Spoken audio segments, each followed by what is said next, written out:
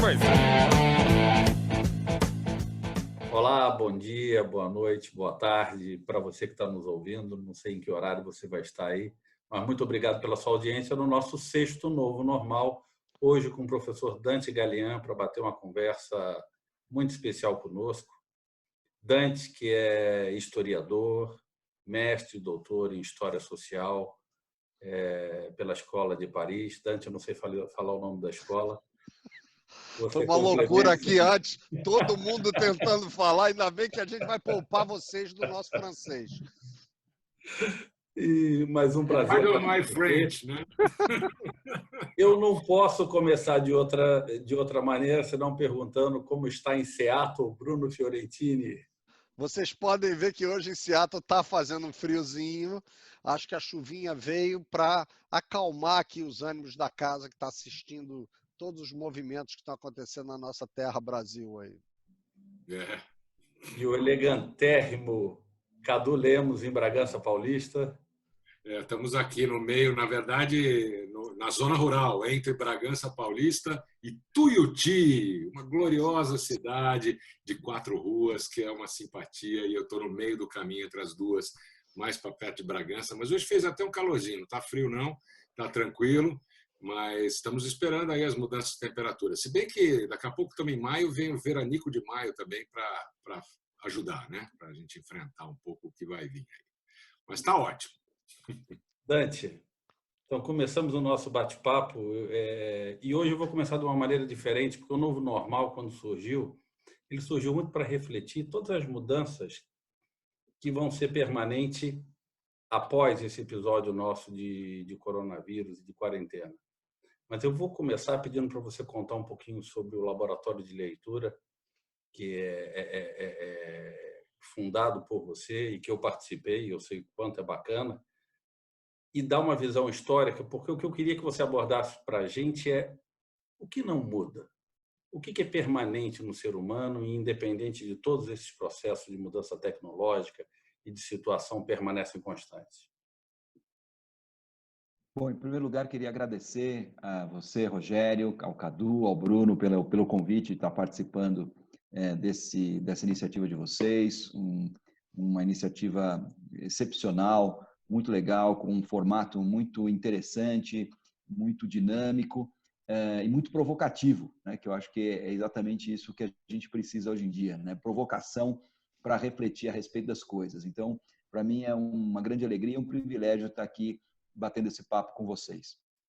E aí, já tocando na tua pergunta, Rogério, eu acho que você falou do laboratório de leitura, eu vou explicar muito rapidamente do que se trata, mas já de cara eu posso dizer que o laboratório de leitura, ele digamos assim, foi considerado, inclusive não só dentro da minha universidade, onde eu sou professor, a Universidade Federal de São Paulo, a Escola Paulista de Medicina, mas também através do prêmio que eu ganhei recentemente, o prêmio Viva a Leitura, né? Que é uma iniciativa de inovação que nada mais faz do que resgatar o antigo, né? Então, é uma coisa assim um pouco, a princípio, paradoxal, né? Porque o que foi que eu descobri? Eu, quando cheguei na Escola Paulista de Medicina há 20 anos atrás, vindo da área da história, vindo da área das humanidades, com o desafio de trazer um pouco de uma formação humanística, né? De trazer os temas humanos para serem discutidos e refletidos para os futuros médicos, né? E depois a coisa foi crescendo e hoje o laboratório de leitura está não só na graduação, mas também na pós-graduação, na residência, na educação continuada e assim por diante. O grande desafio era como fazer isso, né? Como é que dentro de uma dinâmica, como por exemplo, como é a formação médica, cada vez mais marcada pela ciência e pela tecnologia, como é que você demonstra para esses futuros profissionais da saúde a importância de se refletir, de se conversar, de entender melhor os temas humanos, né? E por que isso é importante? E aí, depois de várias tentativas, né, começando obviamente pela minha área de expertise original, que é a história, eu acabei descobrindo na literatura um grande recurso, né? Ou uma grande arma, podemos dizer assim. Porque foi a partir do momento em que eu comecei a sugerir que os meus alunos lessem livros de literatura e que os nossos encontros fossem feitos a partir das impressões, dos afetos, dos sentimentos que a leitura desses livros provocavam neles, aí os temas que interessavam começaram a surgir, né?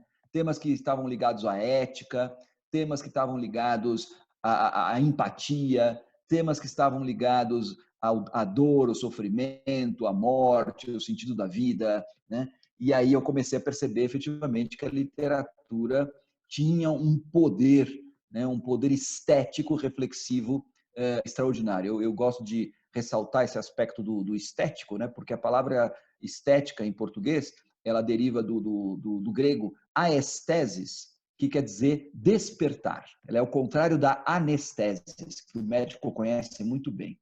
O médico conhece muito bem o anestesiar, mas não tão bem o anestesiar, né?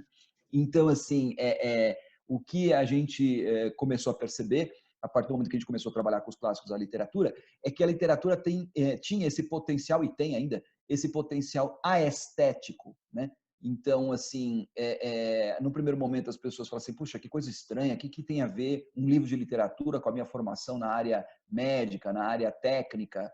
E, de repente, né, sem que ele se dê conta, primeiro, ele faz uma experiência inédita, inusitada, muitas vezes, de ler um livro de literatura que não tem nada a ver com os manuais de medicina, de biologia molecular, essas coisas que ele está acostumado a ler.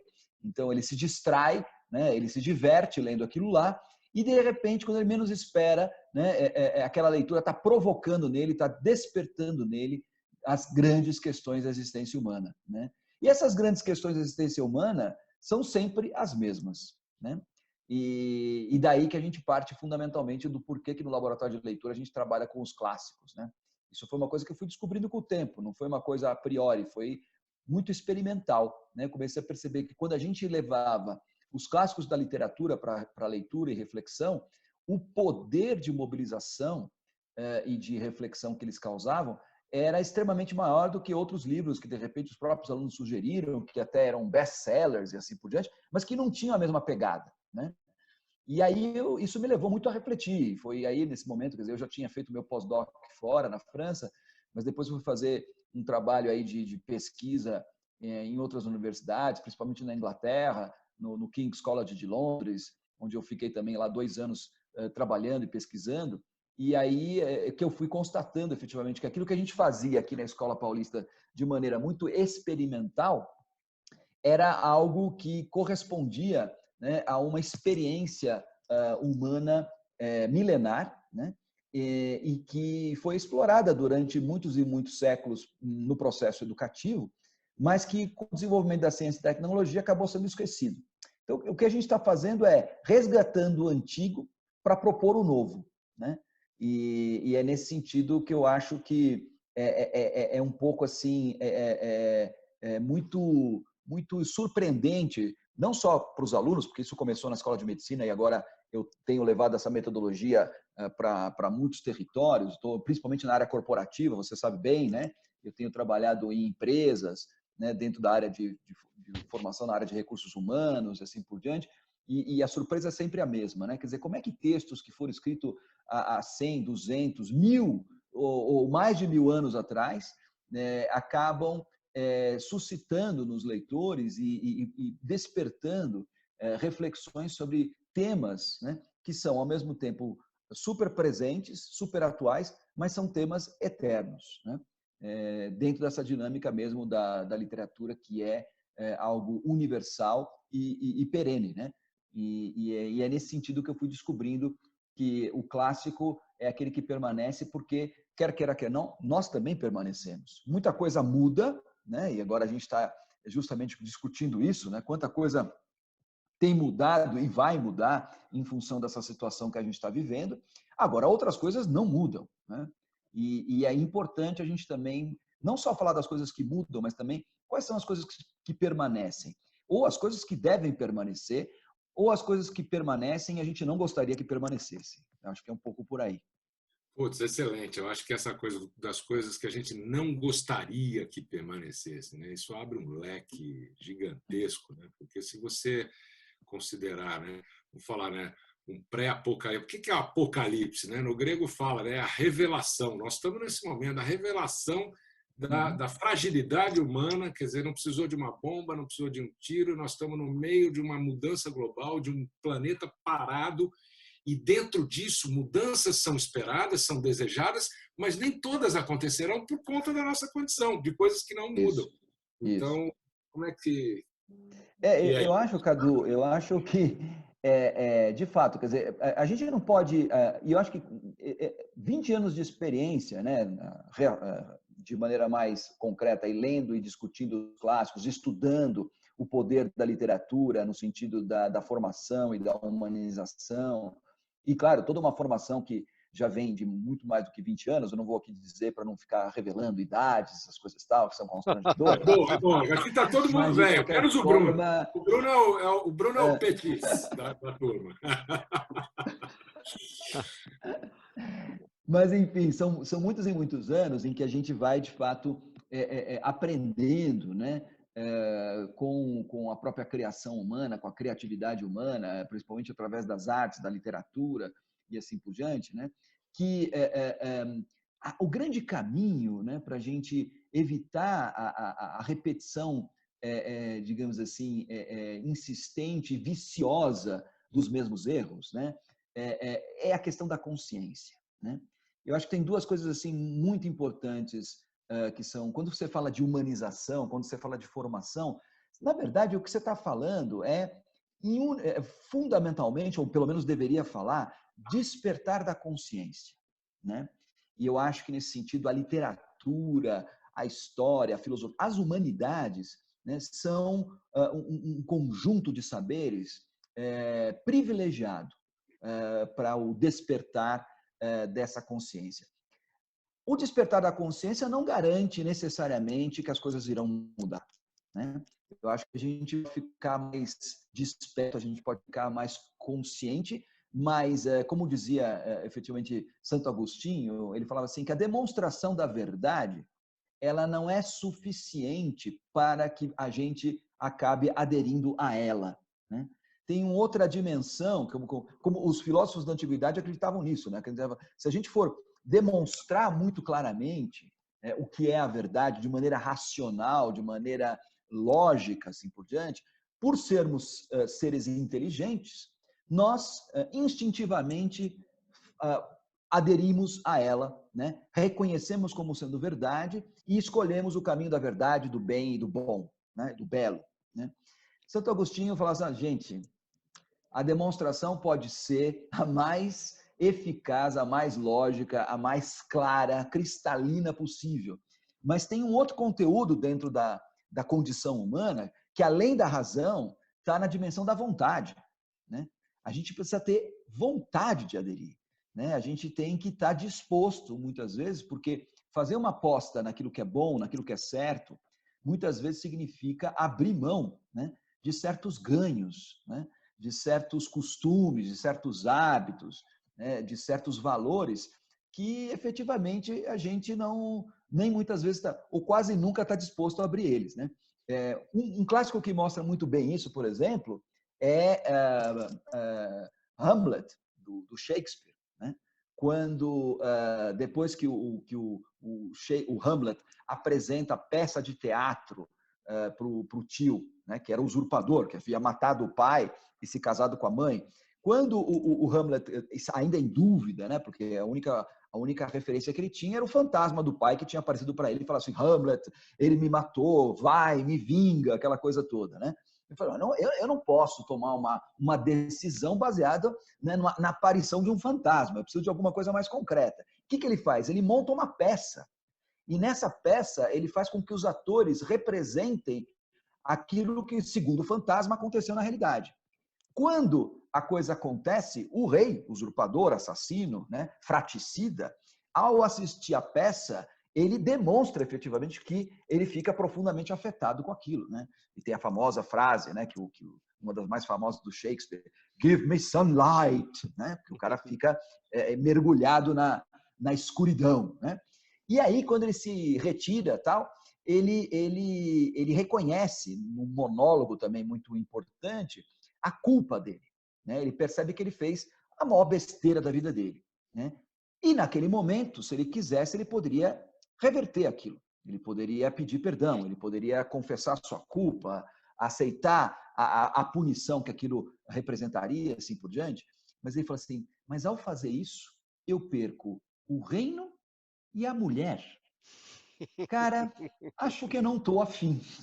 Mas, Dante, Eu acho que eu prefiro viver com a culpa para o resto da vida, mas não perder meu reino e não perder minha mulher. Acho que é isso. Dante, obrigado pela aula, tá fantástico. Esse programa aqui hoje está uma delícia, hein? A gente vai gravar às 10 horas. Puta, acho que 1 hora vai ser pouco hoje. Fechar a gente, mas enfim, e a gente vai querer beber dessa sabedoria toda aí. E você colocou uma coisa, e essa história do Hamlet, para mim, ela exemplifica exatamente isso, que é a questão da vontade.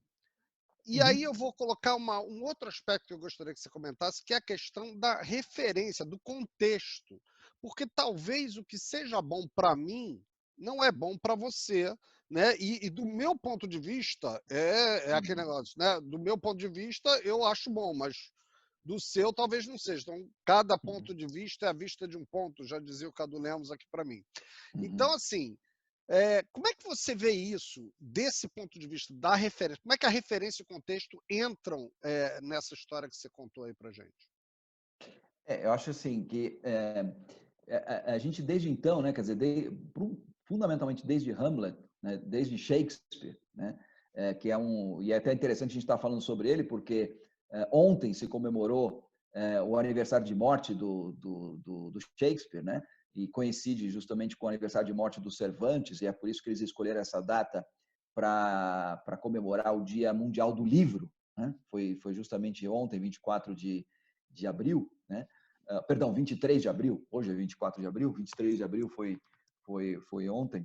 E o que é muito interessante nessa questão toda é o dilema ético que se coloca, né, na perspectiva do Shakespeare, por exemplo, expresso de forma eterna, né, e universal no ser ou não ser, eis a questão, to be or not to be, that's the question, né? Que é a problemática que o Shakespeare já está levantando dentro de uma época, dentro de um contexto onde efetivamente, né, os dogmas, os valores, os princípios, né, que eram universais, né, começam a ceder terreno para uma perspectiva, podemos chamar assim, de relativista, né, de uma verdade relativa, podemos dizer assim, né? Você falar que aí esse contexto é o contexto justamente um pouco, algum tempo antes, aí a gente vai ter o Roger Bacon, a gente vai ter o Guilherme de Ockham, né? Que começa a colocar em dúvida todas as certezas que o pensamento medieval demorou séculos para construir, para definir. Esta aqui é a verdade, né? De repente, um pouco repetindo a pergunta de Pôncio Pilatos para Jesus, o que é a verdade, né? Então, assim, eu acho que o Shakespeare traz isso de uma maneira muito, muito premente e muito atual, né? Eu percebo que quando, dentro do ambiente corporativo, por exemplo, quando a gente está discutindo tomada de decisão em liderança, quando a gente está discutindo a questão do discernimento, né? a tomada de atitude, a ética, né? Inevitavelmente, né, os dilemas que a gente se coloca, os dilemas que os líderes se colocam, são fundamentalmente os dilemas de William Shakespeare e, de maneira particular, do Hamlet, né?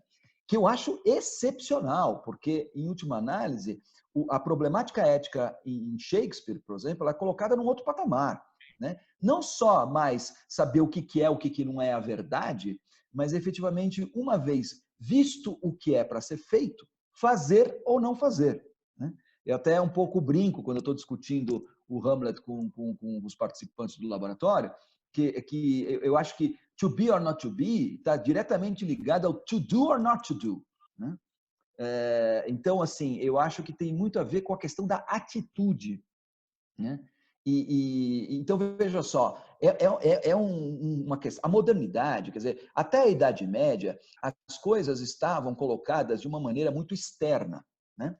Nós tínhamos lá o decálogo, nós tínhamos lá a lista dos valores, a gente tinha todas as provas de Tomás de Aquino, a gente tinha todos os dogmas da igreja, assim por diante. Então, a coisa já estava bem estruturada, de maneira que as pessoas não podiam, quando tinham que tomar uma decisão, né, olhavam para fora.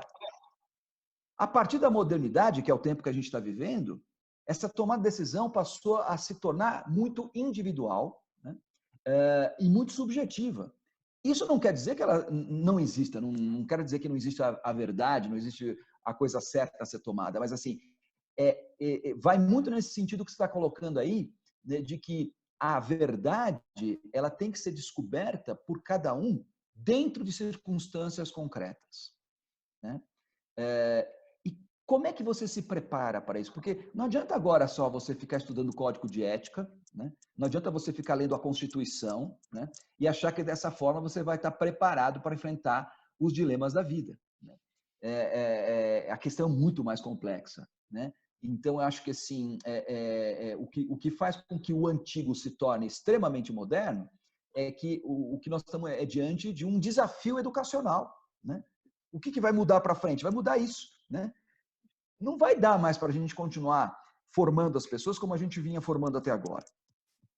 A gente tem que formar seres humanos adultos, seres humanos conscientes, maduros, no sentido de saber que to be or not to be significa to do or not to do. Dante, isso é muito importante. Boa parte das pessoas que nos assistem são líderes, são pessoas de recursos humanos, e eu fico imaginando que nessa descoberta do que se deve fazer e nessa ação que eles devem fazer, está todo mundo buscando alguma coisa no contexto que dê uma pista. O que você chama a atenção da gente? Por exemplo, olhando para a história, olhando para o momento atual, o que um líder, por exemplo, tem que estar preocupado no seu processo ético de agir? E aí, peraí, deixa eu só acrescentar um molho aí nisso. Você falou na vontade, né? Eu sempre fiz uma distinção na vontade. Isso, sim. Eu sempre fiz uma distinção muito grande entre desejo e vontade, né? O desejo é uma coisa de fora para dentro, vontade de dentro para fora. Então, eu fiquei muito instigado por isso que você falou, no sentido seguinte, nós vamos conseguir exercer a vontade da transformação num momento tão crítico como esse, por exemplo, né? Eu acho que a pergunta que vocês colocam tem muito a ver fundamentalmente com o desafio de uma necessidade de um amadurecimento da alma, né? Que é algo que se espera de um líder, é algo que se espera de um ser humano que tem grandes responsabilidades, né? E esse desafio fica muito maior no presente, porque, na verdade, a gente se vê diante do desafio de se reinventar, né? Porque a nossa educação não foi essa. A nossa formação, ela não estava pensada e voltada para esse tipo de desafio. A nossa formação, e claro, eu estou falando de uma formação num sentido muito amplo, até porque eu mesmo venho da área de ciências humanas, né? E todo mundo pensa, pelo fato de eu ser um historiador, de ser alguém que vem da área das humanidades, assim por diante, falar, não, é que você vem das humanidades. Mas as humanidades padecem do mesmo mal que padecem as áreas técnicas, as áreas biológicas, assim por diante, que é a hiperespecialização, que é a hipertecnificação. Cada um vai se tornando hiperespecialista da sua área, né? E não consegue estabelecer uma ligação nem com a área do vizinho, né? Então, assim, a nossa formação foi muito no sentido um pouco de nós nos tornarmos operadores, né, de um sistema que já estava funcionando, né? E que, efetivamente, o que se pensava é que cada um iria simplesmente fazer a manutenção desse sistema que já estava em funcionamento, ou seja, seja na área da engenharia, seja na área da medicina, ou seja na área das ciências humanas, o que a gente ia fazer é apertar uma porquinha, um parafuso, né, desenvolver um pouquinho mais um aspecto, um campo ou outro, né, e, de repente, né, a gente se vê diante de uma situação no qual a gente está ligando, tá o tempo inteiro, todos os dias, se confrontando com dilemas éticos profundos, né? com tomadas de decisão em que, a todo momento, a gente se sente absolutamente despreparado para isso. E não é à toa, efetivamente, que a gente observa que, mais do que a gente está hoje muito focado nessa questão da pandemia, Covid-19, assim por diante, mas a gente não pode esquecer que existe uma outra pandemia, né, que vem de antes do Covid-19 e que tem um impacto muito mais profundo, amplo e terrível, né, que são as patologias da modernidade, né, que tem a ver com depressão, que tem a ver com ansiedade, que tem a ver com burnout, que tem a ver enfim, com tristeza, com angústia, agonia, porque a gente se vê diante de um mundo onde as transformações são muito rápidas, as demandas são cada vez mais fortes e importantes, e a gente não está preparado para lidar com isso. Então, a gente tem que correr atrás do atraso, né? E um pouco indo nesse sentido que o Rogério está falando, né? Quer dizer, como é que imagina a responsabilidade, o papel do líder dentro disso, né? Eu acho que efetivamente o que cuida de gente. Isso, exatamente. Então, assim, há uma carga gigantesca diante disso. Então, eu acho assim, como eu estava comentando no começo, né? Eu acho que o grande desafio dos nossos tempos é o desenvolvimento da consciência, né?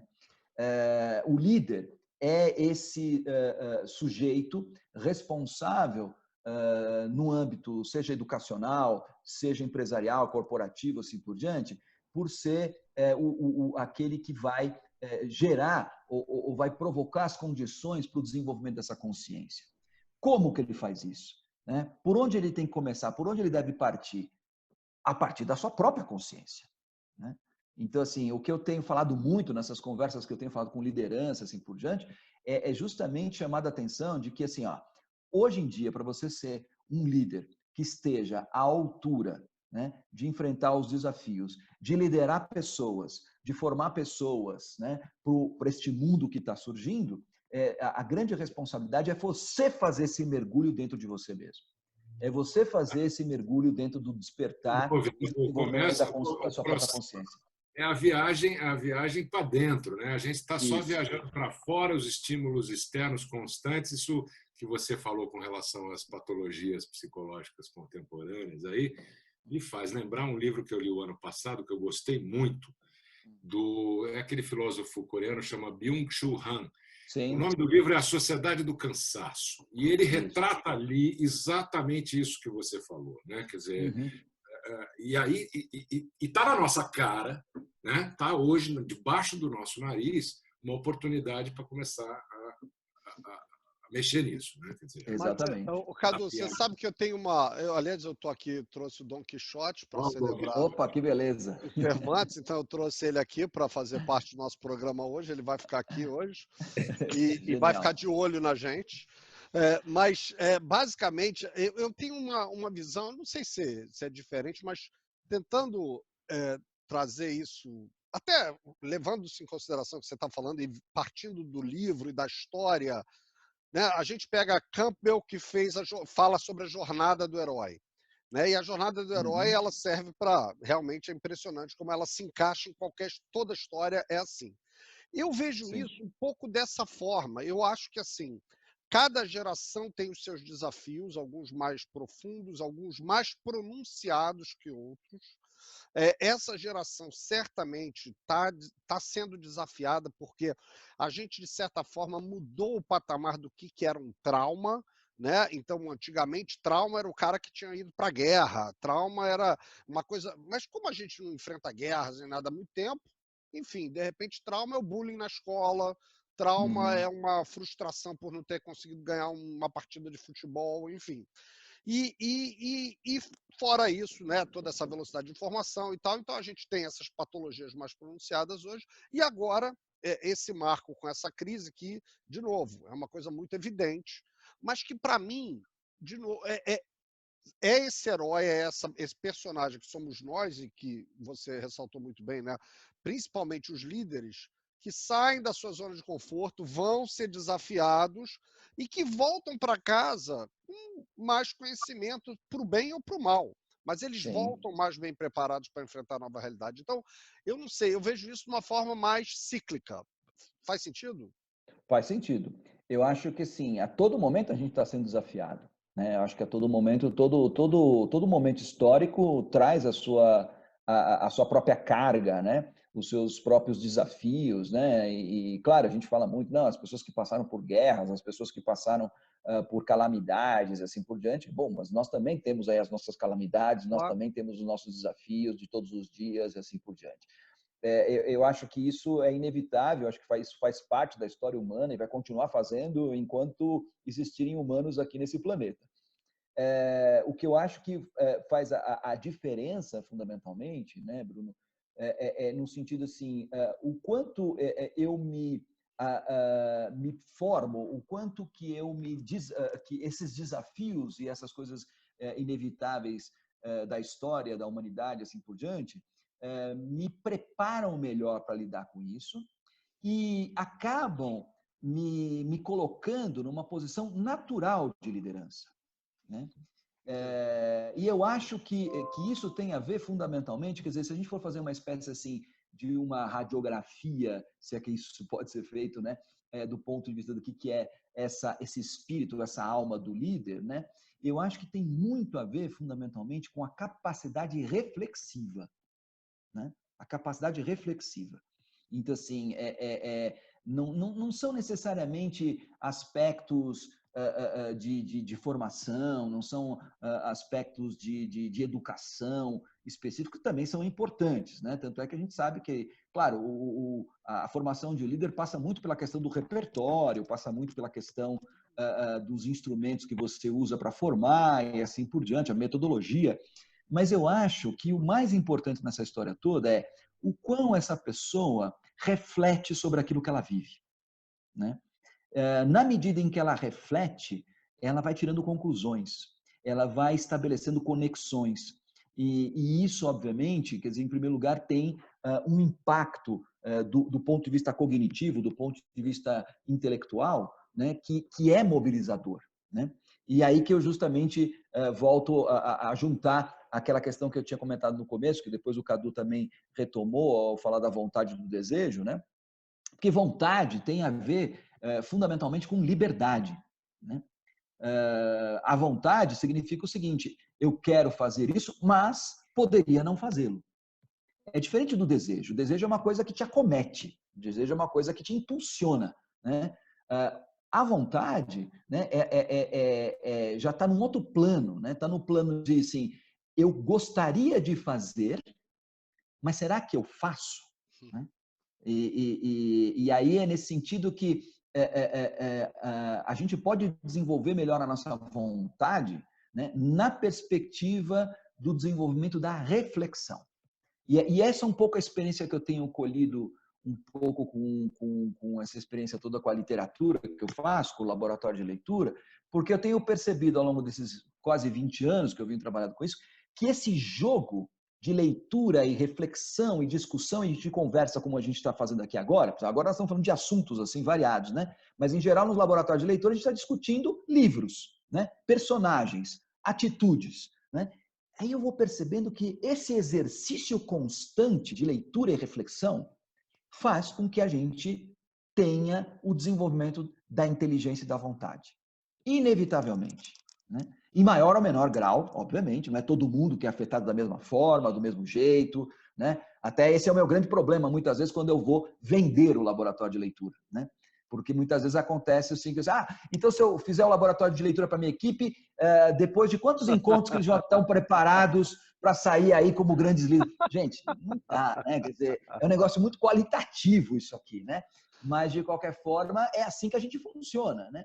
Então, acho que o ponto fundamental aí é passar por desafios, por situações que nos impele, que nos tiram da zona de conforto e tal, é meio que inevitável. O importante é saber como que a gente reflete frente a isso. Então, mas agora eu queria até me referir a uma pergunta que o Bruno e eu e o Rogério estavam comentando ontem, quando a gente estava preparando a estrutura dessa conversa. e que o Bruno vai certamente trazer em algum momento, que é aquela nós somos essencialmente bons ou maus, né? Mas antes disso, eu quero te provocar, e até para provocar o Bruno também, que é assim, qual é a intenção, né? Porque tem um processo de intenção. O que está por trás de você quando você age, né? Seja desejo, seja vontade, tem alguma coisa atrás. Quem é esse cara que está atrás dos olhos? Dos seus olhos, né? Quem é você? Qual é a intenção que está por trás do que você faz? Por que você faz o que você faz do jeito que você faz? Então, se a gente for olhar isso do ponto de vista de onde vem isso, a pergunta é: somos essencialmente bons? Somos essencialmente ruins? E aí eu quero passar para o Bruno por uma questão de que esse foi um debate que ele trouxe. E a gente brigou um pouco, porque eu confesso para você que eu não acredito que nós somos essencialmente maus, mas também não acredito que nós somos essencialmente bons, entendeu? Eu acho que nós somos ignorantes e vamos nos moldando, mas enfim, essa é a bola batata quente que eu jogo na mão dele para ele devolver para você. Rogério, você quer falar alguma coisa antes disso? Porque... Não, eu só quero explicar para o pessoal que está ouvindo que a gente fez uma prévia para tirar o máximo de proveito do Dante. A gente combinou algumas perguntas, mas já foi tudo para o espaço. Mas eu sabia que isso ia acontecer, não tem jeito, é isso mesmo. Mas isso que é bom, né? Porque a gente está tendo aqui tanta informação interessante. Eu vou te ser sincero, para mim, isso é que é a coisa rica disso aqui, é essa naturalidade, espontaneidade que a gente consegue ter. E se eu for continuar aí o que o Cadu falou, a gente realmente discutiu, porque eu parto dessa visão, que é pessoal, obviamente, né, que vai de encontro você tinha lá o Rousseau, com o mito do bom selvagem, né, que o homem nasce bom, a sociedade que o corrompe, e você tem vários filósofos indo contrários a isso, né, discutindo essa questão do Rousseau. Inclusive, você tem um cara que está totalmente fora de moda, né, é um sujeito que eu acho que falar dele não dá ibope, não dá clique, mas que é o Freud. Tem uma série nova na Netflix, pelo menos. Tem, mas ele vem como detetive, vem pop. Tá bem fantasiosa a série. É que nem o Sherlock Holmes lá do nosso amigo. Não é o clássico. Mas, enfim, o Freud, ele é um que discute muito isso, né? Porque ele discute muito essa questão que a gente tem dentro da gente, né? Esse animal incontrolável, e que ele, na verdade, passa a ser controlado pelo superego que segura e tal e coisa. Mas o fato é o seguinte, quando eu vou lendo sobre história, lendo as histórias, falando com as pessoas, por mais que eu queira ser um otimista nesse sentido, eu realmente acho que a nossa natureza não é uma natureza generosa. Eu acho que, inclusive, quando você fala sobre o líder, e até você mencionou muito bem, né, que as pessoas têm essa visão, vou fazer esse projeto aqui do laboratório de leitura, amanhã estou bem. Não, é um processo, você tem que refletir.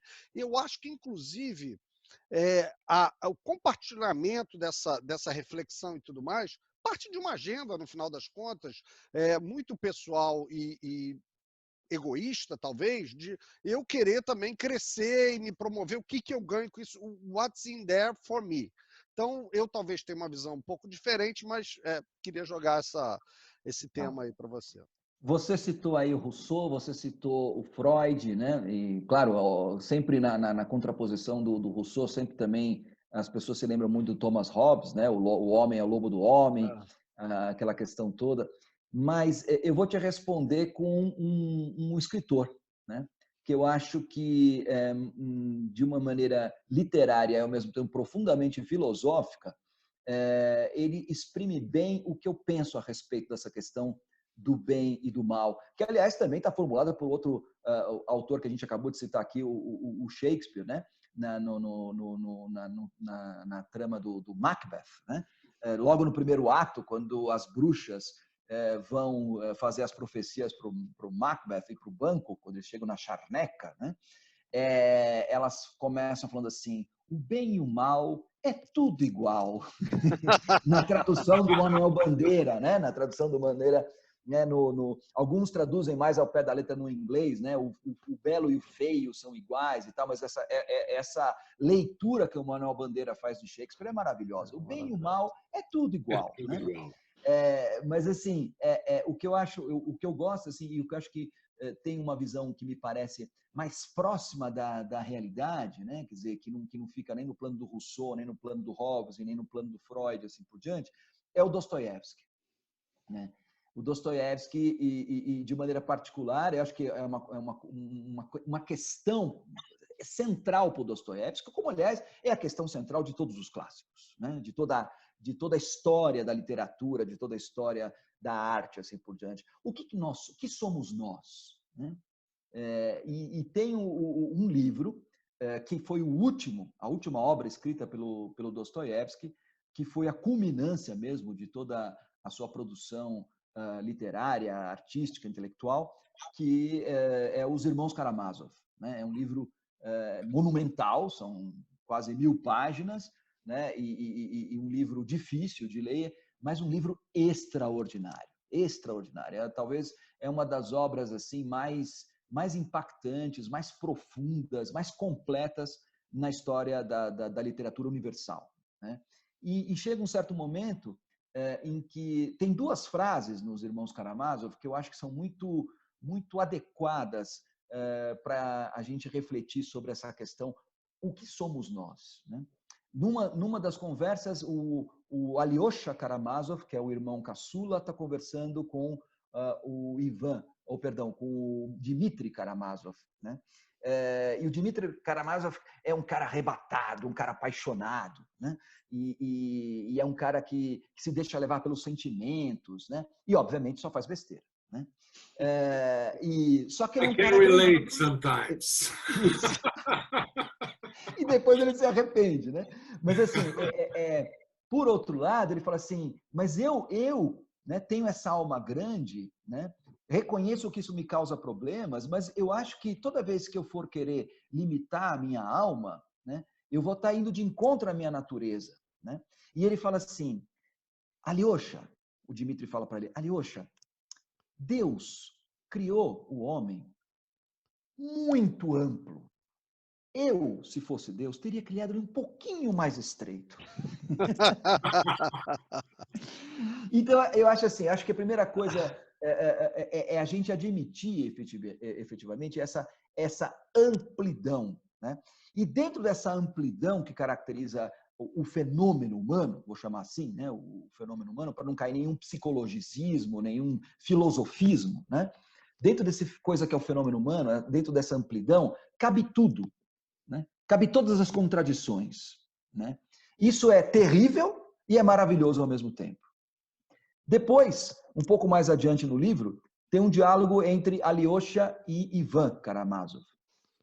E aí, dessa vez, é Ivan que fala para o Alyosha: Alyosha, existe uma batalha entre o bem e o mal, entre Deus e o diabo. E o campo dessa batalha é o coração humano. Então, eu acho isso tão extraordinário, né? De uma forma tão poética, né? Mas, ao mesmo tempo, tão profunda. Eu acho que ele resolve a questão. Né? O que somos nós? Olha só, é que tem certas coisas que a gente só consegue exprimir de forma poética, né? De forma literária. Nós somos um campo de batalha. Nós não somos nem bons, que somos corrompidos pela sociedade. É óbvio que nós somos corrompidos pela sociedade, mas, por outro lado, também nós somos corruptores da sociedade. Né? Nós somos a sociedade, nós formamos essa sociedade. E, ao mesmo tempo, né, a gente percebe que existe no homem a bondade, que existe a solidariedade, que existe o sacrifício, que existe a misericórdia, a empatia. Está aí dentro de nós também. Né? E essas coisas todas convivem, às vezes de forma conflitante, ou quase sempre de forma conflitante, né? E certos dias é Deus que vence, certos dias é o diabo. E isso somos nós. Né? Isso somos nós. Espetacular, né? Sensacional. Eu queria colocar um ponto aqui que é para falar de escolhas. E eu queria trazer um pouco para a nossa situação aqui do mundo físico. Eu estava vendo que tem muita gente inteligente, muito estudioso, que está dizendo que nós vamos viver 2 anos de quarentena intermitente. O mundo em 2 anos não se conserta totalmente. Ele se conserta, libera um pouquinho, você tem um retorno de picos de contaminação, aí você vai ter que colocar em reclusão aquela sociedade de novo, e isso vai até que você tenha uma vacina descoberta e distribuída para todo mundo. O problema só é 30 cepas desse vírus, né? Ontem saiu, são 30 já identificados, 30 cepas diferentes, né? Como é que vai ser isso? Vai ser um desafio, né? A gente está diante de um negócio muito diferente. E o meu ponto é, você tem que liderar. As empresas têm que funcionar nesse período. Que escolhas, falando assim do bem e do mal, daquilo que deve ser feito, vão se apresentar para essas empresas e para esses líderes? Uhum. Eu acho que a gente está diante de dilemas assim, talvez... Bom, sem dúvida nenhuma, diante da história recente, né, de uma história pelo menos aí das 2 últimas gerações, eu acho que a gente nunca se viu diante de uma situação tão conflituosa e tão dramática como a gente está vivendo agora, né? E nesse sentido, eu acho que grande parte dessa perplexidade, né, desse susto que a gente está vivendo, eu acho que é muito em função disso. Eu acho que também isso é resultado, viu, Rogério, um pouco de uma ilusão que nós fomos construindo depois no pós-guerra, né, depois da Segunda Guerra Mundial e aquela coisa toda, e com todo o desenvolvimento científico, tecnológico que a gente foi tendo, inclusive e principalmente no campo da saúde, né? Você pensava bem o que foi todo o desenvolvimento dos antibióticos, da penicilina, né? Depois os próprios antivirais, as grandes descobertas, quantas doenças que a gente conseguiu enfrentar e vencer. É interessante porque, se você for pensar, né, essa situação que você está colocando agora, né, que estão se prevendo aí 2 anos de liberação e reversão, né? Isso era impensável há 100 anos atrás, quando aconteceu uma epidemia que matou infinitamente mais gente do que está matando agora, que é a gripe espanhola, né? Calcula-se mais ou menos 50 milhões de pessoas, né? Quer dizer, é um negócio assim assustador e, na verdade, as pessoas não tinham outro caminho senão simplesmente aceitar, né? Como fizeram ao longo de toda a história, né? Aceitar. Eu acho que o grande problema para nós, geração pós-baby boom, geração pós-bomba atômica, né, é que a gente achou que nós nunca mais passaríamos por isso, né? A gente estava muito seguro, né? A gente achava que nós tínhamos conquistado, assim, e de fato, né, que se você for comparar um pouco o que a gente conquistou em termos, falando do mundo ocidental, tá? Falando do mundo, digamos assim, onde o capitalismo acabou vencendo, onde as estruturas civilizacionais se desenvolveram, nunca se viveu com tanto conforto, né? Com tanta segurança, com tanta certeza, né, como a gente viveu, pelo menos nos últimos 50 anos. Né? E, de repente, a gente se viu de maneira assim, desacostumado a viver uma situação de exceção como essa, e mais, uma situação no qual, né, o que vocês estavam comentando agora, nós não sabemos. E você pergunta para um cientista, você pergunta para um especialista, e o cara, né, se ele for honesto e se ele for sincero, né, e geralmente aqueles que estão na linha de frente trabalhando com o sofrimento, com a dor e com a morte, acabam, digamos assim, se humanizando nesse sentido, eles respondem, não sabemos. E nós não podemos mais viver com respostas desse tipo. Né? Como assim não sabemos? Né? Nós estamos no século XXI, nós estamos na época da internet, nós estamos na época onde tudo é possível e de repente você chega para mim, um cientista, um especialista, um prêmio Nobel, assim por diante, você fala assim, não sabemos. Né? Eu acho que essa angústia causada pelo não saber, o que vai acontecer amanhã, é pior, né? É pior do que o Covid-19 por si só. Né? Então, assim, o desafio que está sendo colocado né? Como que a gente trabalha agora, nesse momento, do ponto de vista da liderança, de dizer assim, não sabemos, né? Vai ser difícil sim, né?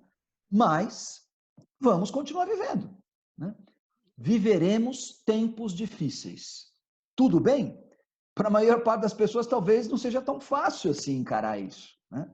Porque, como dizia o Tolstói no livro dele, A Morte de Ivan Ilitch, né? O Ivan Ilitch, esse personagem fantástico do Tolstói, a única coisa que ele queria na vida era uma vida leve, decente e agradável. Né? E ele trabalhou a vida inteira, ou boa parte da vida, para conquistar essa tal da vida leve, decente e agradável. Quando ele conquistou essa vida leve, decente e agradável, ele ficou doente. E aí todo esse edifício do leve, decente e agradável ruiu diante dele. E ele começou a se questionar, meu Deus, por que eu? Né? O que eu fiz de errado? Né?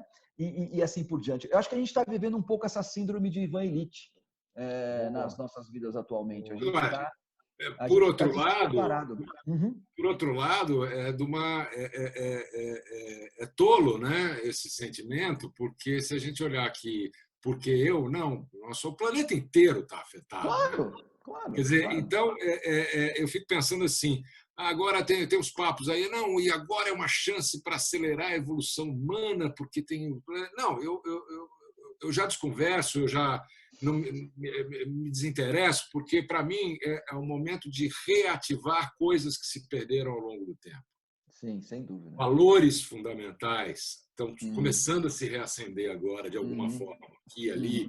Né? Quer dizer, então, esse processo sei lá, vamos falar de coisas assim verdadeiras, coragem para enfrentar as coisas, ver esses médicos que são os caras mais expostos, falar de honra, de dever, de duty, né? Quer dizer, mas Cadu, você é um que sempre fala, e você até tem um artigo recente que está falando sobre liderança nos tempos VUCA, né? do mundo VUCA, que é o volátil, incerto, complexo e ambíguo.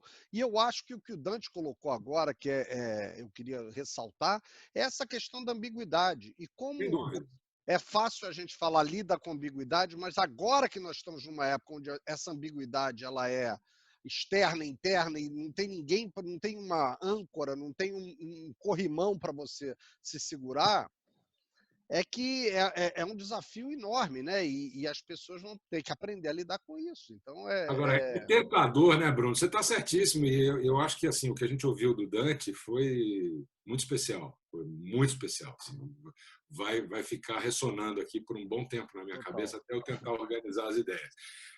Assim, mas o que me assusta, assim, de uma certa forma, eu estava lendo outro dia um cara muito legal, não sei se vocês conhecem, ele foi famoso nos Estados Unidos, era um inventor, chamava Buckminster Fuller.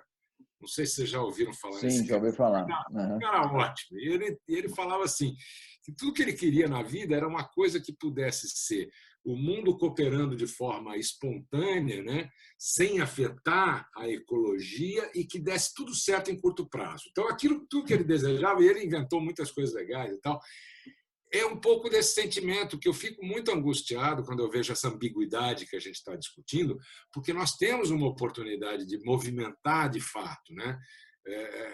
Até com relação a modelo econômico, porque veja o que aconteceu, parou tudo. Eu vejo fotos de aviões e aviões e aviões guardados no deserto, aqui perto de São Paulo também, ou em Minas, que estão os da Latam, da Gol, não sei aonde, quer dizer, tudo parado. É aquele cenário distópico, nada está acontecendo, as ruas vazias. A foto de ontem, que foi o Dia da Terra também, ontem ou anteontem, foi o Dia da Terra, a foto das cabras numa cidadezinha na Escócia passeando pelas lojas, olhando vitrine. Verdade, eu vi. Então, assim, a vida selvagem ali no meio do urbano, né? Então, está na nossa cara tudo isso, né? E aí? O que a gente vai fazer? Quer dizer, da onde vai vir? O processo do modelo econômico, por exemplo, seria uma grande discussão. O que dá mais certo? É o stakeholder capitalism ou o stockholder capitalism? Né? O capitalismo do acionista ou aquele do entorno? Né? Porque já que o capitalismo veio e está aí, e é o que ficou, é o modelo que a gente é o que temos, né? Então, qual é o novo, né? O que vem depois? Então, eu tô com a cabeça aqui, né? Bam, bam, bam, né? Com tudo. Aliás, belíssimas referências literárias. Nossa, né? e a vontade de reler os russos. Já vou pegar aqui uns arquivinhos PDF. Nossa, Pushkin, Dostoiévski, você deixou a gente com água na boca. Nossa. Vale a pena, vale a pena. O Lab está virtual. Nós temos que fazer um Lab com Dante agora. Dá para fazer de Seattle, de Bragança, aqui de São Paulo, todo mundo ao mesmo tempo. Não, olha, fantástico. Eu vou correndo, eu tenho o Karamazov aqui, não li todo, vou voltar ali, porque é fantástico. A gente ouvir, os russos são os russos, né? Sensacional, sensacional. Dante, me lembro vamos falar de... Tem até uns carinhas aí meio modernosos, influencers, o caramba, ressuscitando Marco Aurélio, né? Quer dizer, as meditações de Marco Aurélio, o estoicismo. Né? Então, é verdade, está tudo aí, cara. A gente precisa explorar mais isso. Eu estou muito inquieto aqui. Eu tenho um papel horroroso aqui, que é o papel de zelar pelo tempo. Eu nunca sou muito bom de fazer isso, mas num determinado momento eu tenho que exercer. Eu queria pedir umas reflexões finais suas. O Cadu fez uma provocação que é sobre que impacto esse nosso modelo capitalismo pode ter a partir de tudo isso e olhados, Dante, a partir dessa questão da humanidade. Como é que você fecha para a gente isso? Tá. É uma excelente questão e eu acho que é um momento muito oportuno para se preocupar e para se refletir sobre isso, né? Eu acho que a gente está... tudo isso que está acontecendo agora, apesar de todo o aspecto trágico que isso traz, por outro lado, tem uma dimensão bastante interessante, principalmente da perspectiva de como é que isso nos força necessariamente a olhar as coisas desde um outro âmbito, né? É muito interessante porque, assim, pandemia sempre houve, né, na história da humanidade, né? E eu acabei de citar aqui o caso, talvez um dos mais trágicos e recentes, que foi a pandemia da gripe espanhola em 1918, né? Que matou infinitamente mais gente do que está acontecendo agora com a pandemia do Covid-19. A grande diferença, né, não está nem tanto na questão da letalidade, né, mas está na questão da globalidade. É óbvio que a epidemia da gripe espanhola, que nada mais era que o H1N1, né, ela arrasou boa parte do planeta, né, mas ela foi fazendo isso de forma gradativa, porque o movimento, o deslocamento das coisas no mundo estava numa outra ordem, numa outra velocidade, né? A pandemia atual, né, eu acho que ela tem uma característica muito peculiar, que é essa questão que reflete um pouco aquilo que nós fizemos do mundo, né? Aquela ideia da aldeia global, né, que é uma aldeia já meio que avózinha, né, mas que, em última análise, ainda sintetiza muito bem o momento que a gente está vivendo. Quer dizer, de repente, pela primeira vez na história da humanidade, o mundo parou. Né? É interessante, porque eu vi várias pessoas comentando assim, puxa, não tem para onde ir. Não tem para onde ir. Porque as pessoas sempre pensavam assim, não, se acontecer uma coisa aqui, eu fujo para tal lugar. Né? Não tem para onde fugir. Você vai fugir para onde? Né? Não, eu vou para a China. Antigamente usava a China como uma referência a um lugar longínquo, quase como se outro planeta. Né? Não, a China parou, os Estados Unidos parou, a Europa parou, a América Latina parou, a Ásia parou. Então, quer dizer, acho que essa imagem do mundo parado, um pouco isso que o Cadu falou, né, da fotografia dos aviões, assim por diante, parou. Num mundo onde nada podia parar. Vocês lembram? Até pouco tempo atrás, né, a ideia, assim, a dinâmica do capitalismo era uma dinâmica na qual nada pode parar, tudo tem que crescer, né? Tudo tem que se desenvolver, tudo tem que evoluir. Né? E, de repente, parou. Não foi por vontade de ninguém, não foi por decisão de nenhum líder, não foi por nenhuma causa deliberada, parou. Né? E, ao parar, né, a gente está tendo uma oportunidade única de parar e pensar em uma série de questões. Eu acho que, assim, a primeira delas, parou, né? É óbvio que nós estamos tendo, sem dúvida nenhuma, estamos tendo e vamos ter consequências graves em relação a isso, né? Mas estamos aqui vivos. Né? Em segundo lugar, essa parada, eu acho, e da maneira como ela aconteceu, tem revelado algo que todos nós já sabíamos. Só que agora ficou escancarado. Eu acabei de escrever um artigo que provavelmente vai sair num número especial da Veja, que vai ter na semana que vem, sobre reflexões sobre o Covid-19, e eu estava falando justamente assim, o que a pandemia nos revela, né? Ela nos desperta, assim, tipo assim, a absurda, inaceitável, né, discrepância social. Perfeito, perfeito. Eu acho que isso é um negócio assim escandaloso, escandaloso. Então, de repente, fiquem em casa. Aí as pessoas, mas que casa? Milhares e milhares de pessoas não têm casa, né? Então não podem guardar a quarentena porque não tem onde guardar essa quarentena, né? Então parece que tem alguma coisa muito errada. As ruas de Seattle estão cheias de homeless. É verdade. Então assim, como fazer quarentena na rua, né? É uma contradição, né? Então assim, ao mesmo tempo, né, de repente a gente estava falando aqui um pouquinho, acho que antes da gente começar a gravar a conversa e tal, bilhões e bilhões que apareceram, né? Seja de instituições públicas, seja de instituição privada, para ajuda humanitária, para injetar na economia, e você fala assim, caramba, onde estava esse dinheiro? Da onde veio, né? Da onde I rest apareceu my isso? case. Vai ver que é um efeito colateral do vírus, né? O vírus, ele causa uma série de problemas respiratórios, mas ele também faz com que o dinheiro se multiplique, né? Olha que coisa Então, louca, né? é muito doido isso. Então, quer dizer, tem, como dizia de novo, parafraseando o Hamlet, há algo de podre e não é só no reino da Dinamarca. É no planeta Terra, né? Então, eu acho o seguinte, nós temos aqui uma oportunidade de ouro para fazer uma reflexão profunda sobre isso, né? Sobre os rumos que a gente vai tomar a partir daqui. Eu não estou falando daqui apologia, eu não estou seguindo a linha do Zizek, né? Desse filósofo esloveno. Figuraça! Eu acho bastante divertido e tal.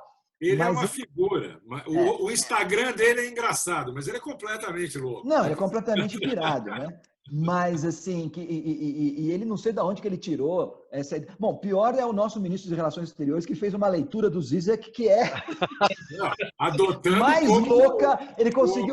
Ele conseguiu desconcertar o Zizek. É kafkiano. Já que estamos na literatura, isso que nós estamos vivendo hoje, especialmente, é kafkiano. Mas os melhores programas de humor que seriam como se não fossem trágicos são os políticos falando em todos os países. Hoje, não sei se vocês viram ontem o Trump, que diz o tempo inteiro que não é médico, sugerindo as pessoas a tomarem desinfetante. De repente, isso é uma boa. Vamos injetar desinfetante. Por que não testar? Olha, injetando eu não estou, mas o que eu estou usando de desinfetante lá em casa para eu mesmo limpar as coisas não é brincadeira. Mas sensacional isso que você falou, Nath. Pessoal, eu cumpro o meu triste dever de encerrar o programa. Dante, agradecendo a você de uma maneira muito especial. Eu que agradeço, foi um prazer. E pedindo para que a gente tenha um segundo, porque ficam questões e coisas tão espetaculares para a gente falar mais à frente. Acho que um quadro um pouco mais corrido da situação, ela vai trazer ainda assuntos e reflexões muito mais poderosas para a gente. Então, muito obrigado. Você que está ouvindo a gente, eu convido para que você conheça um pouco mais o Laboratório de Leitura. Eu aproveito só, viu, Rogério, só para destacar 2 projetos meus que talvez possam interessar as pessoas. O primeiro é meu livro, chama-se A Literatura como Remédio, os Clássicos e a Saúde da Alma, né? Que, inclusive, vamos colocar no link aqui. Nesses dias de pandemia, a editora Martin Claret, que é a editora que editou o livro, ela está disponibilizando gratuitamente a versão em Kindle do livro, através do site da Amazon. Então, se você vai lá na Amazon e coloca a Literatura como Remédio, Dante Gallian, você pode adquirir o livro gratuitamente. E outro projeto também, que eu agora recentemente terminei a primeira temporada, é o meu podcast, chama-se Leia a Bula. Ele já tem com a primeira temporada completa, são 12 episódios. O mote dele é a sua dose semanal de remédio da alma, né, de saúde da alma. Então, assim, para cada episódio, eu leio um pequeno trecho de uma obra clássica da literatura universal e faço as conexões entre o clássico e o contemporâneo, conectando com as questões essenciais da existência humana e com as questões do nosso cotidiano, da nossa contemporaneidade. Eu já baixei aqui o podcast do Dante, porque eu pretendo ouvi-lo, porque a gente vai ter que continuar ouvindo isso aí. Já baixei o livro também no Kindle. Obrigado pela dica, que a gente vai deixar todos os pointers aqui para o pessoal embaixo na descrição. Fantástico, muito obrigado. Eu queria dar um depoimento do podcast, porque eu já ouvi todos, ele encerrou o primeiro. E ele é uma luz durante o dia. Ele é impressionante, porque a gente sai da correria, a gente faz uma reflexão dentro daquilo que você estava falando, né? A gente tem que buscar a consciência. É muito difícil a gente ter consciência na correria. Um abraço enorme para todos vocês. Dante, muito obrigado, viu? Gente, foi um grande prazer. Agradeço muito a oportunidade e, mais uma vez, quero parabenizar vocês pela iniciativa, pela dinâmica do programa, que é muito legal. Realmente, a gente perde a noção do tempo aqui. É um papo muito legal, um papo muito envolvente. Essa é a edição mais longa que nós fizemos até hoje. Bom, pessoal, você que está em casa, né? Vai sem cortes essa aqui. Você que está em casa, aproveita então. Está cheio de dicas para ouvir podcasts, para ler livros e para pensar nas suas escolhas. Não é isso, Rogério? Legal. Bruno, valeu. Muito bom. Abraço, gente. Gente, muito obrigado, viu? Obrigado. Muito legal. Tchau, tchau. Mas